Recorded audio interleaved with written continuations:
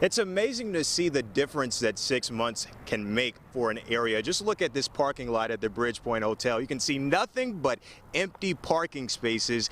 6 months ago, that wasn't the case. There was a lot of water, a lot of high winds that was in this general area. And to give you a better idea, let's go ahead and check out some of the video that we were able to capture of Hurricane Florence 6 months ago. I was in this exact same spot, and you can see the guy on the screen. He was walking through some of the water and some of the conditions. It was brutal. I'm talking about you couldn't even get outside of the vehicle. We had an opportunity to speak with Emergencies Services Director Stanley Kite. He talked a little bit about the preparations ahead of Hurricane Florence. We bring in resources from other states, from other localities.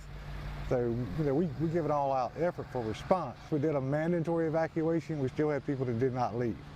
So you still have to continue with your public education programs alongside with your preparedness and beefing up your capabilities and what you can do.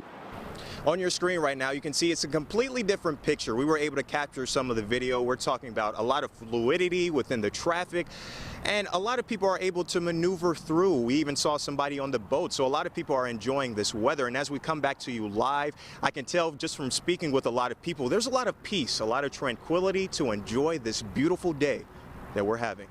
Shayla?